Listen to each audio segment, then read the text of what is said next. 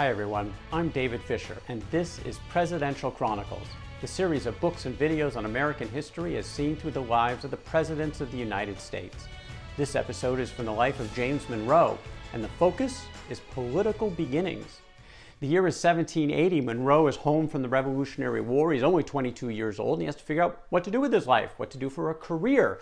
And he found his direction under the governor of the state. That happened to be a gentleman by the name of Thomas Jefferson. Jefferson took Monroe in, he mentored him, he actually helped teach him the law, and he gave him a role as an opportunity to serve as his aide. It was an important transitional moment for Monroe, who later wrote to Jefferson that when his plan of life was perplexed and he was exposed to inconveniences which almost destroyed him, you, Jefferson, became acquainted with me and undertook the direction of my studies.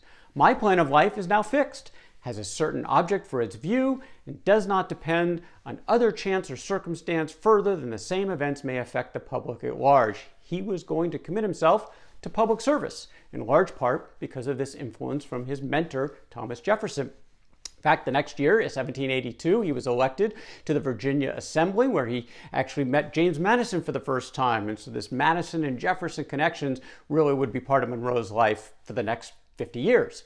Next year, 25 years old, he takes the next step. Monroe is elevated into the Confederation Congress. Now, this is a time where the Revolutionary War, the fighting had stopped after the victory in Yorktown in 1781. The negotiations are ongoing in Europe, trying to bring the war to an end. That's what Monroe faces when he joins the Confederation Congress. And when the Treaty of Paris is signed in 1783, independence is finally secured. Well, Monroe had a particular area of interest when he was in the Confederation Congress, and it was an area of the country he had actually not really been to before. The West, which was really sort of the Northwest territory, what we'd call the Midwest area today, beyond the western border of the original 13 states. Monroe was fascinated by this land. He traveled there, he met the people, he understood their challenges, and a big part of it was transportation. He wanted to make sure, no matter what, that they had access to the Mississippi River, because that was really the only artery that connected the West to the east. Traveling over land was simply impractical at the time. And Monroe was very worried because at the time, the Foreign Secretary, John Jay, was negotiating with Spain and other European countries in a way that he would actually give up access to the Mississippi River in return from some advantages that would have helped places in the East. And Monroe was very much against this, and he fought it. He wrote a letter to James Madison at the time that said, "It is manifest here that Jay and his party in Congress are determined to pursue this business as far as possible, either as the means of throwing the Western people and territory without the government of the U.S., and keeping the weight of population and government here in the East, or of dismembering the government itself for the purpose of a separate confederacy." He was really worried, and he fought for it, and he won. The Confederation Congress gave Jay direction: do not give up the access to the Mississippi, and that was a victory for James Monroe and the people in the West. Now, in 1785, at the age of 26, while he's in New York, again in Congress, he meets Elizabeth Kortright. She's only 17 years old at the time. They hit it off. They're married within a year. Within another year, they have a child, a daughter by the name of Eliza.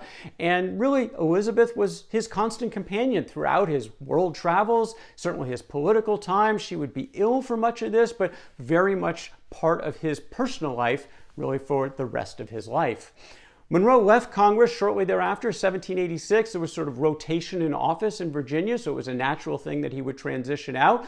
And the question is, would he look for other political jobs or something else? Well, his patron, Judge Joseph Jones, who had really been looking after him after his parents died when he was a teenager, was really encouraging him, time to settle down. Pick a career, focus on the law, kind of put this public service stuff aside. That's not really a career.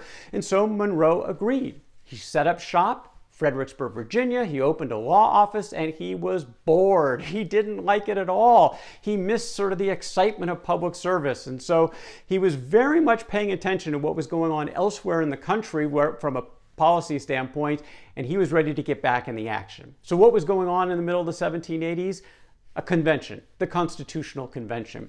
The government of the Articles of Confederation was floundering. The country was not doing well. There was infighting amongst the states. They were taxing each other. There was trade problems, all kinds of challenges between the states under the Articles of Confederation. And Monroe's friend James Madison was one of the catalysts to call a convention in Philadelphia in the summer of 1787 to amend the Articles, and what they ended up doing was completely rewriting them. The output of that was what we know as the Constitution. And Monroe looked at it immediately, and he wrote Madison his initial thoughts, which were mixed. He said, "There are, in my opinion, some strong objections against the project, which I will not weary you with. But under the predicament in which the Union now stands, they are overbalanced by the arguments in his favor." He was leaning to support it. But then he's actually elected as a delegate to the Ratifying Convention in Richmond, Virginia. 8 states have already ratified the Constitution. Virginia and New York, though, the 2 biggest states, have not ratified yet. And if they're not on board, it was going to be really hard for this new form of government to actually take place. So there's a lot of pressure going on in Virginia with Patrick Henry, George Mason on the opposing side against the Constitution, feeling it was tyrannical and too much concentration of power in a central government. Yet Edmund Randolph and James Madison arguing in favor of the Constitution. So where did James Monroe eventually stand? He went with Henry and Mason against the Constitution. He voted no. And his concerns were about the direct tax power of the central government. He thought that was potentially going to be tyrannical. He was concerned that there were no term limits for the president, so you might have a president for life. He also was concerned about the fact that there was no Bill of Rights, which was something that was really important to him, George Mason, and others in Virginia.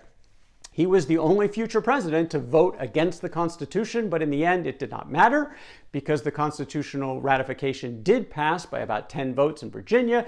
New York came on board right after that. 11 states now in place, with New Hampshire is in that mix, and so the Constitution could go into effect. As for Monroe, he actually credited someone who wasn't at the Virginia Convention for being the key role in why it was eventually ratified in his state.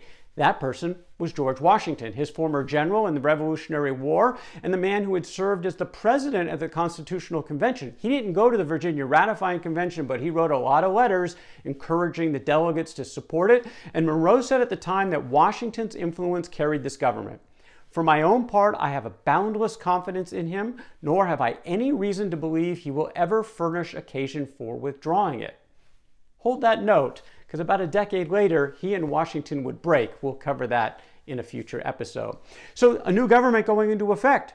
Would James Monroe have a role? Well, he was pushed to run for Congress, but it was going to be a tough race because he was put in the same district as his friend James Madison, who obviously had a lot to do with the Constitution getting passed and had a lot of support, as did Monroe. So what did the two do? They went town to town campaigning. It's the only time that 2 future presidents actually have campaigned against each other for a seat in the House of Representatives.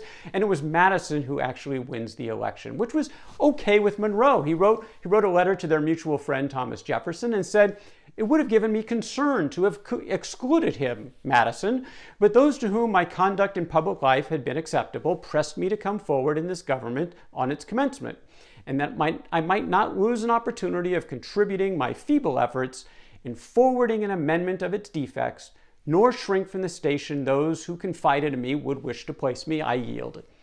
As I had no private object to gratify, so a failure has given me no private concern." He took it reasonably well, and in fact, he wasn't out of action very long, which was typical for Monroe throughout his career. Every time he stopped one job, another one came along. This one was in the United States Senate.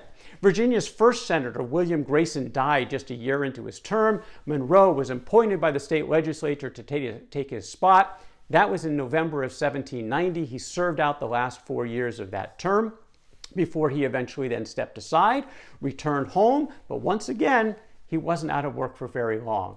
But that's the story for another day. That is James Monroe and political beginnings from the life of James Monroe. For more Presidential Chronicles, check out my books on Amazon.com, and don't forget to subscribe to my YouTube channel. Until next time, I'm David Fisher, and this is Presidential Chronicles.